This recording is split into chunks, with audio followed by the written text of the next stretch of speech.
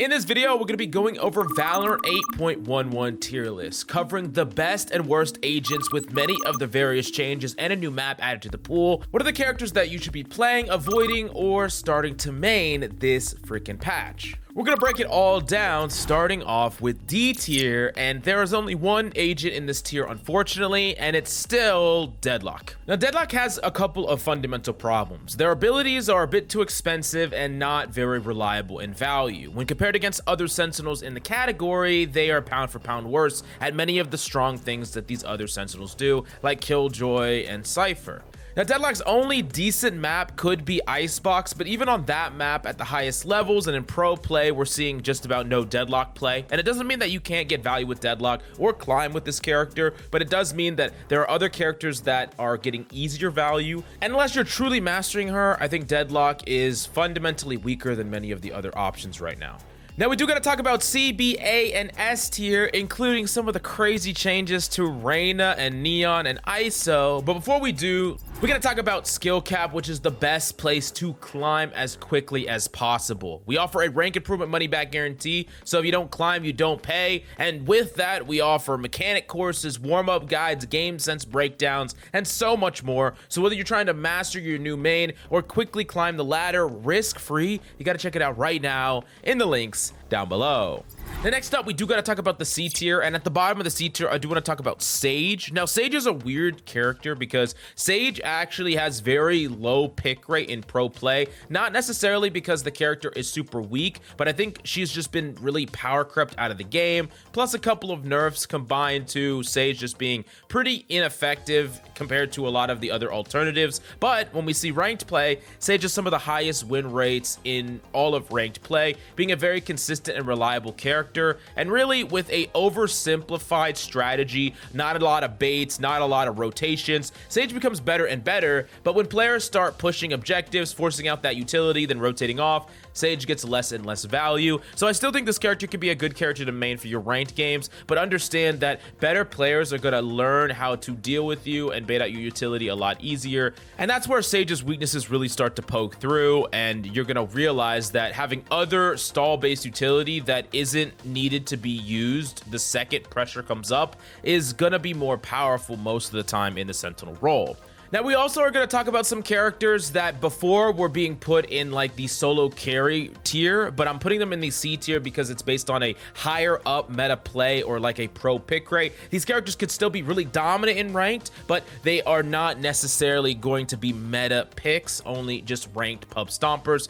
First off is Yoru, a character that is actually really difficult to play around and a character that has a really high skill ceiling. We even see in Immortal and Radiant some rather high win rates with Yoru mains, and it just shows that mastery with this character can translate into a ton of wins in ranked. Not the easiest character to pick up, but definitely a character that once you master them, you get into the psyche of enemies, you attack players in a very different and unique way that is hard to play around. And I do think that this could be a character that you really like to play, you really like to lock, but if we look at the meta overall, not a character that provides enough consistent value and is pretty hard to synergize with the team. I think you're going to be solo carrying a lot more than you are trying to set up a team play or fulfilling that entry role as a duelist. Next off is Phoenix, and I would say that Phoenix is actually a character that does see a bit of pro play, pretty powerful, especially the ability to farm old orbs with only 6 that you need to get that ultimate, being able to entry onto site, being able to gather information, farm those orbs, especially if you fight for control of orb spots. Phoenix can be really, really great, and he has a very solid win rate across the board. Definitely a pub stomper that does a lot more in the ranked environment. The fact that he's strong in a lot of different aspects is actually a weakness in pro play. You would rather have every single character be used for a specific goal rather than having characters that could do many different goals, but that's also what makes him so good in ranked play. So it could be a great character for you to climb with in ranked, even if he's not really going to be the character that people are locking at the highest level or in pro play. Now, we do got to talk about Reyna specifically, a character that actually did get some pretty substantial buffs, can dismiss and go way farther and faster than before, and also can pop their ultimate and just sit in their ultimate and it's not going to go away. These are meaningful buffs to Reyna, but it still will not fundamentally make Reyna a non-pub stomping character. I think this actually just makes Reyna better at smurfing and dominating ranked play and definitely links to your mechanical skill, but that's not really going to make this character something that is seeing play at the highest level or in pro matches.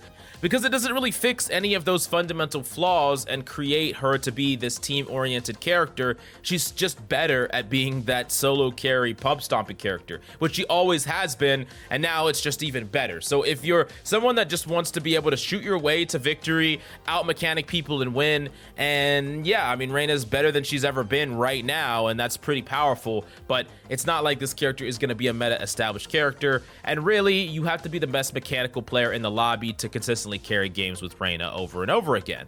Now, we do got to talk about Harbor, which is a character that actually does see pro play, a character that is really strong in the right compositions. You're rarely going to see this character in a solo controller composition, though. You always are going to see this character in a duo controller composition, having a more flexible character that can create certain angles and force points and objectives for your team in a way that it's hard for the enemies to play around. But as a solo controller in ranked play, oftentimes it's going to be a bit lacking. You're not going to be able to cover all the angles that you need to normally. And I do think that there's actually a possibility that Harbor sees some more play on the new map Abyss, so maybe the pick rate will go up from there. But there's nothing really crazy wrong with this character. It's just not really a character that is going to take over the meta in any regard. So they're always going to just kind of flutter between like 5 to 10% pick rate in pro play, which puts them at about C tier in my humble opinion. Now, next up, or last up in the C tier, we have Chamber. Chamber's a character that is still good, especially on maps that you can really abuse the long sight lines and being able to abuse his ultimate and his operator. He's also one of the best op characters in the game, period. Now, there is a character that got buffed pretty substantially to counteract ops, which we'll talk about in a little while after this. But Chamber is ultimately a character that I think is only this low because it's hard to justify picking him in a comp, right? He's good at what he does, but not as good as many of the other Sentinels are at closing down the map and declaring or claiming space or making it hard to work through space. You know, you can basically manually hold angles yourself and teleport away, but it's not going to be as powerful as like a Killjoy turret a lot of the time. And the additional of the eco benefit doesn't really hold a candle to many of the other duelists that get free weapons. Characters like Jett are going to be more flexible overall, and Chamber could be a huge liability on attack. So maybe he would see more play if he had a more balanced kit, a weaker defense compared to some of the other characters like, you know, Cypher and Killjoy, but a stronger offense. But that's not really the case for this character. Doesn't mean he's unplayable, but I do think that he is just a little bit weaker than some of his alternatives, and it's hard to justify slotting him anywhere in a composition when you look at all the other really, really powerful options that you could pick.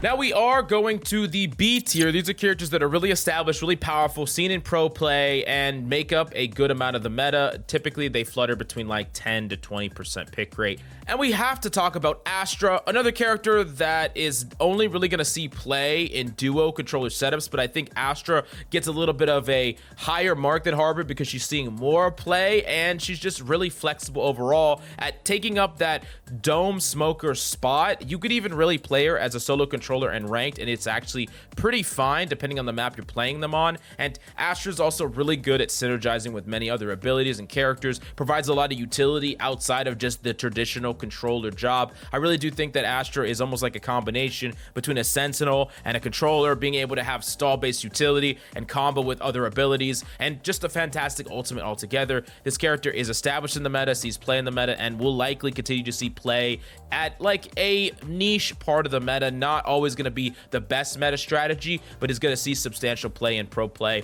and as such, they're at the bottom of B tier. Next up is going to be Fade. Fade is just pretty strong overall. I actually think Fade is the best information gathering initiator if we're talking about ranks underneath the platinum rank. She can clear a lot of close corners, and she's really good at dealing with players that don't have the reaction or aren't fast enough to shoot her abilities or utility. But Fade is a character that really is only down here because the direct competition. And there's a lot. In the initiator role, it's all stacked and they're all strong. Like almost every initiator is strong in one way or another, and there's just so many to choose from. You picking Fade, you're not picking many other initiators that do similar things or really powerful things. And that's really the only reason why Fade is down here. Of course, rotation to the map pool and some maps that are a bit better for Fade, maps like Pearl coming back in, then all of a sudden Fade is going to be a little bit better, but still you're going to have that problem where she's just really not as pound for pound as powerful as some of the other alternatives. So B tier, where they'll stay, still sees a good amount of play, but not as much as the established types. Next up in the B tier, we do have Brimstone. Brimstone's a fantastic character. I think really one of the best characters that you can fill to as someone that doesn't play smokes, because he's rather straightforward but super strong. And you can focus most on gunplay rather than ability execution, and that's why you see a lot of Brimstones even in pro play pop off and get a lot of kills, because they could focus on their raw gunplay more than, you know, trying to optimize the utility use and be perfect or set up these really hard shots. Now, Brimstone's also seen in pro play, sees play on maps like Fracture, and is a character that can be slotted into several different compositions. Will never take over the meta, can't really be played on some of the long distance maps where you need a Viper, so maps like Breeze, you're not really going to see a Brimstone. And similar to the Fade problem, Brim kind of competes with a lot of other characters. You know, now he has to compete with Clove, before he competes with Omen, competes with Astra. So the pick rate will never be top of the line, but still a very solid, reliable character overall. Now, towards the top of the B tier, we have Gekko. Gekko is proving themselves to be more and more powerful as every little cycle and rotation goes about. You know, when time passes and people get more used to these characters, Gekko is seeing more established pick rate in the meta. Really strong flash that is really efficient, has a great ultimate. Overall, the ability to reuse utility is super powerful as well. And Gekko is pretty much just a fantastic character all around. I think a really great character to main. And as you'll see, a common trend for a lot of these B tier characters, they're really just not higher because it's hard to justify them over other characters when there's just so many super strong initiators in the game that give Gekko a run for his money, even if he's super strong. So we're kind of in that category where all the characters from now on are just so powerful that they basically demand respect in one way or another. They demand a high tier. But Gekko is not trailing far behind any of these characters and is still a phenomenal character in this meta. Now, last up in the B tier, we have Neon. And Neon has seen a lot of crazy buffs. Buffs to the ultimate, buffs to the movement. Neon is way more freaking powerful. And I would say if the map pool favors Neon, or when the map pool favors Neon, Neon's phenomenal. Really great paired with Breach. Really great when you play her on maps like Fracture. But the only core problem with Neon is the fact that all of these buffs and strengths don't change the fundamental problems with Neon when you compare her to characters like Raze or Jett, where they can create lanes and angles and space on a site instantly. Neon can do it pretty fast, but not instant, and that's super important because otherwise you need some sort of setup, right? You need a flash setup, or you need to burn a whole bunch of utility. And a Neon that like walls themselves, uses both stuns, gets onto point, slides onto point, you use everything you got, right? As opposed to like a Jett just smoking and dashing and making a play off the smoke, or stalling again with another smoke. Like, it's hard to justify Neon over these characters unless the map is favoring Neon and you have the Breach utility to combine with it.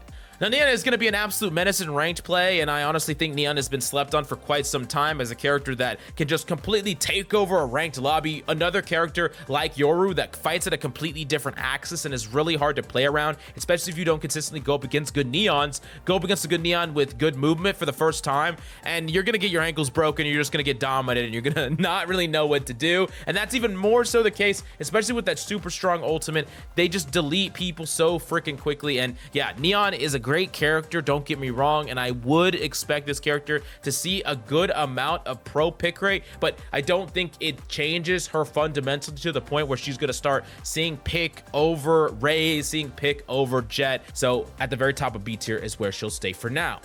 Now, moving up to the big leagues, we have A tier, and there's quite a few characters in A tier, all really strong, and A tier typically sees between like 20% and 50% pick rate, depending on certain metas and certain map metas and things like that. But at the bottom of A tier, it's KO, and KO's best map is definitely Ascent, but you can see KOC play on several different maps as well. Just very strong utility, being able to deny abilities, has a great ultimate, being able to stall, set up pop flashes, especially over the walls of Ascent. KO, super strong. Now, one of the things about KO that is important for you to understand is that KO has a pretty bad win rate in a lot of ranks. And in ranked play in general, I think KO is actually much weaker than pro coordinated play. Now, this doesn't mean you can't emulate those strategies by learning the lineups, setting up synergy with your duo partner. That can be a way to access the value of KO, or just generally getting really skilled at this character. Because this character has a lot of tools to take really good fights, to set up really good team plays, to deny pushes, like even from midpoint to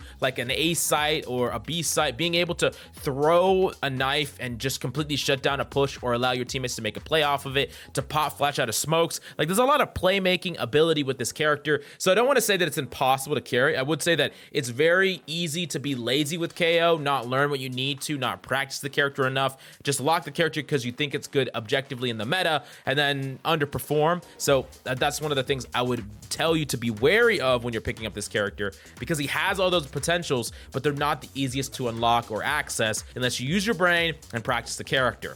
Now, also in the A tier, this is a little bit of a wild card, but I'm putting ISO in the bottom of A tier. And some people are going to be like, what in the world? ISO was one of the worst characters in pro play, and especially in ranked. He was really just a pub stomper, but worse than many of the other options. So why is he super strong now? And it's really down to the fact that his new ability, being able to activate it and give himself a shield before he fights, is crazy strong. You don't have to get a kill anymore to activate his first shield. And that means you can just peek every op. You peek it up, you take a body shot, it neutralizes the damage, and you're gonna get that trade. It means in pistol round, you're gonna be able to buy things like a sheriff, or just take a gunfight against players where even a little bit of damage being neutralized is so freaking important. You could be incredibly aggressive and get that first kill and basically just chain it off into the enemy. It makes his ultimate more powerful, being able to pop an ult and actually already have a shield going into that fight at the very beginning, which is just so damn strong. And then when we talk about at higher levels where fights are just basically decided with perfect crosshair placement and really great mechanical skill, being able to tank a headshot and then win the fight is crazy. And all these things add up to a character that I think is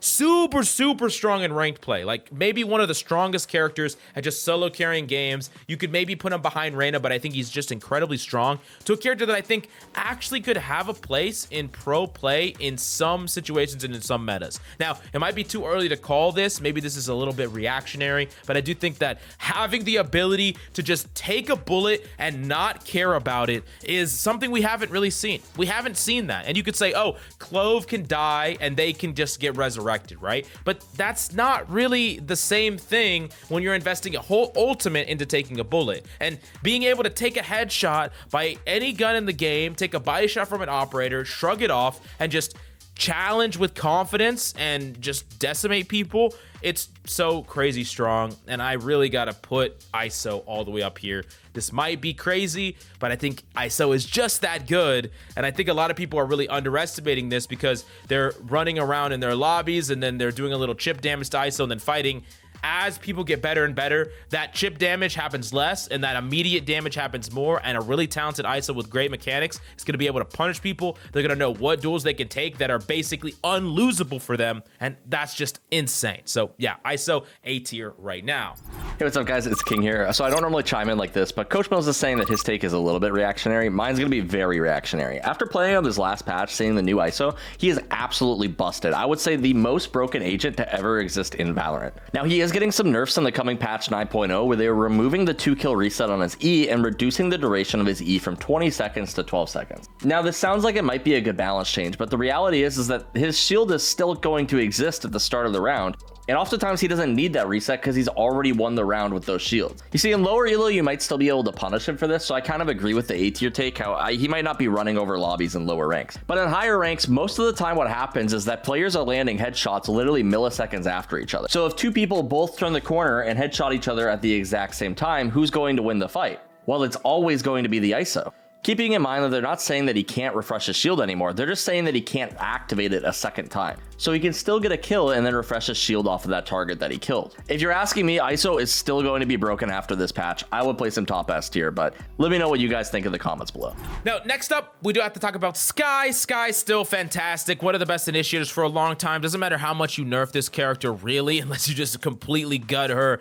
She's just super strong. You get to set up a lot of your duelists with great engagements as they dash on, as they double satchel on. You're going to be able to take duels yourself, gather information, has a great ultimate. This character's like the all-in-one package, just a really phenomenal character. Don't imagine they're going anywhere anytime soon. Nothing different from the previous tier list or like the past 7 tier lists.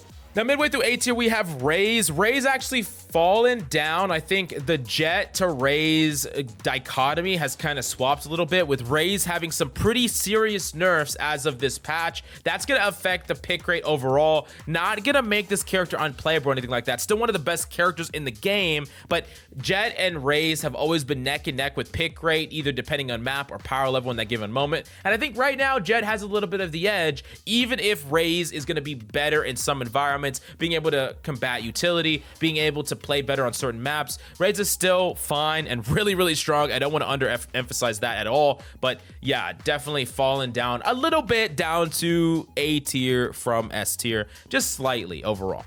Now, we do got to talk about Clove. Clove did receive some nerfs as well. More expensive ultimate and some other parts of their kit is going to be a little bit worse, but still a great character, a very strong character in their unique ability to just lurk a lot more, abuse the fact that you can lurk a lot more, smoke off certain angles, can challenge certain duels risk-free with that ultimate, and you just provide a lot to the kit and the character overall. Being able to do your job and also be very aggressive, being able to top frag and still be a controller. There's a lot to love about this character, and I think one of the best things about this character is the fact that you're way more likely to have a controller in your ranked games. No matter what elo you're in, you at least have someone locking Clove. Maybe they don't know how to smoke, but they'll learn, hopefully. We'll see. Now, last up in the A tier, we have Cypher. Cypher's still a freaking powerhouse. I want to make it clear that Cypher's only at the top of A tier because the S tier has so many characters already, but Cypher, phenomenal, really, really strong. Some maps just completely necessary for Cypher. His utility is getting easier to counter as people get better at dealing with it, but that doesn't mean that his utility is bad, and it doesn't mean he's a bad character. Really, really great, really strong. I don't really think he has any core weaknesses anymore. He's just overall a very, very powerful character with powerful utility, and is very, very good on defense. So yeah, he deserves an A tier, and he sees a lot of play respective to that. But last up, the S tier. These are the best of the best characters right now. The characters that in a lot of ways have been meta for quite some time, and that's not changing, but there are also little tweaks that we do have to talk about that make these characters a bit better. So Breach at the bottom of S tier. Breach is just fantastic on Abyss as a character, and is also really good with Neon, seeing buffs as well. And Breach has just been a character where the map pool hasn't favored him perfectly, but as the map pool starts to change or changes soon, Breach will be just that much better. And I do think that this character has actually been slept on for quite some time. But Viper also next off in the S tier, just a necessary character. Necessary, I've talked about it a million times. You need Viper on some maps. The only legitimate line smoker in the way that Viper does it, I know Harbor is a line smoker, but can't cover the type of ground and areas that Viper does at a consistent rate. Viper is just needed on certain maps. Maps like Breeze, you can't play them without Viper. You can't play Split without a Viper. And that just skyrockets her pick rate when she's just needed on these maps 100%. So S tier, of course. Jet, we've talked about Jet ad nauseum. Jet is just a fantastic character, great ultimate, being able to really level the econ playing field and clutch up rounds. Really, really great with using pretty much any weapon, whether it's an op, a sheriff. You get pound for pound more value being able to take 2 looks with that dash. And just the best character at entering onto site, being able to smoke, dash in. You get to either make a play from there, smoke yourself off again, further pull enemies' attention towards you, clear angles with information by dashing through, generate space for your team to walk onto site and trade your team, or put your team in positions to trade you, and then take site control. Jet is just bread and butter Valorant, and the best duelist right now, by far. Now, we do got to talk about Sova. Sova, fantastic, still is. Best information gathering initiator right now. It's really just hard to beat. He's so flexible, being able to have these great lineups, being able to play post plant really, really well, really great ultimate, being able to also be a character that is flexible in the moment. You know, if you're in a duel, using your dart up top, swinging, using your arrows to force people out of corners, taking easier fights. There's a lot you could do with this character, whether it is in a ranked environment, a pro environment, a dynamic environment, or a static one. This character always shines through, and he's an S tier candidate for sure. Killjoy at near the top of the S tier, being just a powerhouse altogether. Has consistently been a powerhouse. They've nerfed this character's ultimate a million times. They made this character weaker in one way or another. But as long as you have a turret that can gather info, and turrets and a setup that can really pressure people or stop people from rushing, put a lot of pressure on people that are rushing, put the ability for their team to really spread the defense and kind of cheat or hedge towards the other side of the map, because that is how oppressive the utility is. And if they deal with the utility, you get information right away. So there's really no cost. I think really Killjoy, the only liability of Killjoy is on defense, but a lot of this utility can be used to deny lurks from enemy teams, deny flanks from enemy teams, or peek angles. There's just a lot to love about this character. Just super strong, oppressive. As someone who personally doesn't love Killjoy as a character and in the meta, I do have to give respect to this character being just a meta-defining, meta-warping character, and probably one of the easiest characters to climb to high ranks of play if you want to. Killjoy brings a lot of intrinsic value to the table. Now, last but certainly not least, we have Omen. Omen is just great. He's been great. He's going to consistently be great. You get to lurk, you get to fight, you get to bring so much value to your team by smoking where you need to smoke. You get your smokes back by being able to be the best lurker, even better than Clove, even though Clove has a kit that is enabled for it. Omen being able to flash for their team with Paranoia is going to be more valuable a lot of times than some of the other utility that Clove has to offer. And Omen also just the ultimate, being able to teleport across the site and get plants down. There's a lot to this character that I think kind of build up to be a really, really strong character. And we're even seeing a meta of more aggressive Omens where they utilize a lot of their utility, then they get active, they get to aggressive angles, they teleport in, they try to make sure that they can trade any aggressive plays made by their duelist. And yeah, I mean, there's a reason that this character has been at the top of the meta for a very long time. He's very strong, and he really does it in a way that no other character can do. But anyways, this is the 8.11 tier list. So if you have any questions or if you disagree with our picks, definitely let us know in the comments down below. But check out Skill Cap right here, and we'll see you next time.